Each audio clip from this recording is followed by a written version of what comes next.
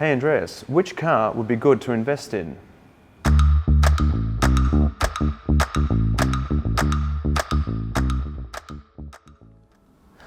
So let's rewind the clock back to the 1980s, where in 1987, Ferrari gave us one of the greatest supercars the world had ever seen, the 201 mile per hour F40. Now in 1987, you could have purchased this car for £193,000. Today, they are fetching in excess of £1 million. Let's fast forward to the 1990s now, where McLaren followed up and gave us one of the greatest supercars the world had ever seen, the 240 mile an hour F1. Now in 1991, you could have purchased this car for £545,000. Today, they are fetching in excess of, are you sitting down, £16 million. 16 million! Not even Simon Cowell could afford one of these cars. Well, actually, he probably could, couldn't he? He's got a lot of money, doesn't he? So the vehicle I've chosen to speak about on today's film was conceived in a very unique way. Let me explain.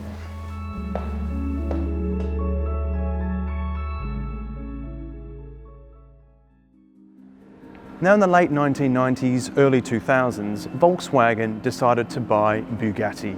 Now with French and German relations at an all-time high, they decided to make something groundbreaking, something pioneering that the world had never seen before. A car that had 1,000 horsepower and that could do 250 miles per hour.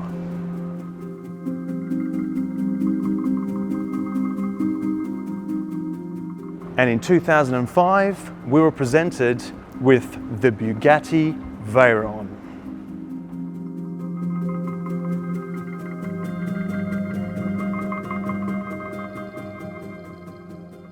Now, to give you an indication of how difficult this task was, in that same decade, we were given some magnificent supercars. Ferrari gave us the Enzo, Mercedes and McLaren gave us the SLR, and Porsche gave us, in my opinion, one of the greatest sounding cars ever made, the Carrera GT. Now these cars all had circa 600, 650 horsepower, so nowhere near the 1,000 horsepower target.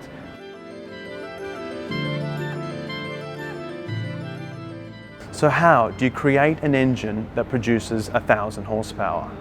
What they did is they ended up putting two V8 engines together to create a W16. Now the initial tests of this motor was a little bit short of the 1,000 horsepower target. So what they did is they bolted 4 turbochargers onto the engine to create an 8-litre quad turbocharged W16, and you guessed it, produced 1,000 horsepower.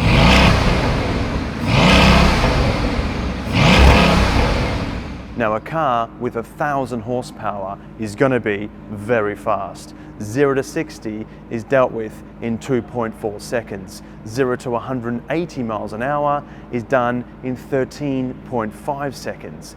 That is biblically fast, even for today's standards. Now if you're going to create a vehicle with 1,000 horsepower, it's also going to create a lot of heat. A regular car only probably has 1 radiator. This has 10 radiators to cool the engine down. Now as you can see from the back here, the engine produced that much heat that the Bugatti engineers didn't even fit an engine cover, so they just sold it like that with an exposed engine. It is magnificent.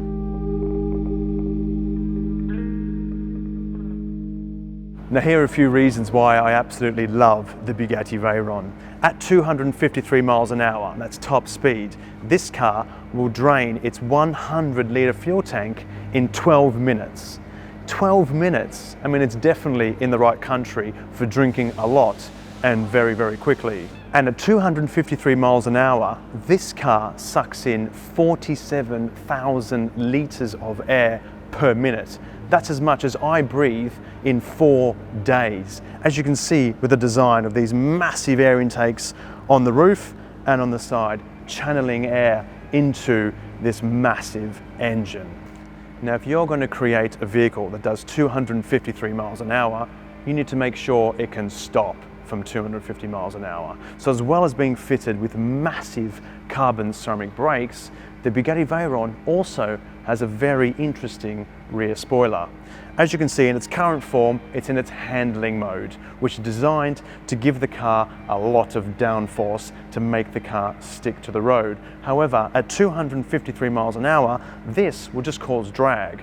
So at that speed, the spoiler completely retracts into the bodywork to make the Bugatti very streamlined to hit its top speed. Now, when you hit the anchors, the spoiler shoots up and acts like an air brake, causing the Bugatti to slow down. Now, this air brake alone produces the same amount of stopping power as a regular hatchback.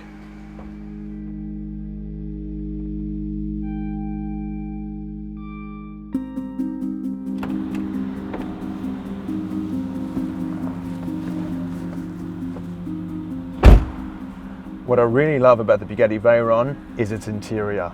As you can see, it's just a nice, special place to be. There is a plethora of aluminium and magnesium all over the interior. These indicator stalks, for example, cost £4,500 each. An interesting fact that you might not know, every Bugatti Veyron cost VW and Bugatti €5 million to make. When this car was new in 2006, it cost £839,000. So to any accountant watching this, that's a massive loss on the balance sheet. So why did they do that? Why would they create a car that would lose so much money?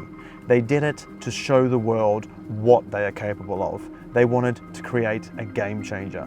As I said before, something that the world had never seen. One of the Bugatti Veyron's party pieces is it's so usable every single day and so civilized. Take this vehicle for an example. This has 19,000 miles on the clock. So the previous owner would have used it for his daily commute, maybe to Waitrose, or for trips down to the south of France, or whatever else you do with the Bugatti Veyron.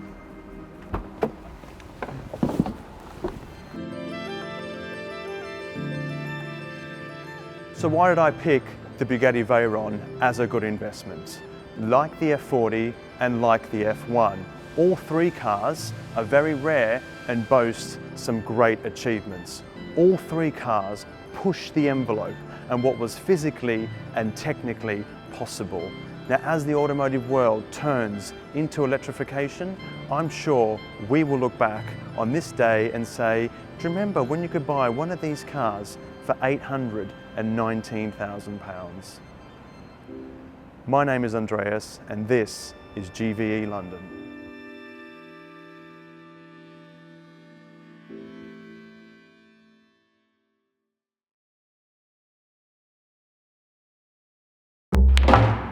Hey guys, remember to like, share and subscribe to our channel. We've got a lot of cool videos coming this year, so make sure you don't miss out on any of them. Thanks for watching and we'll see you on the next one.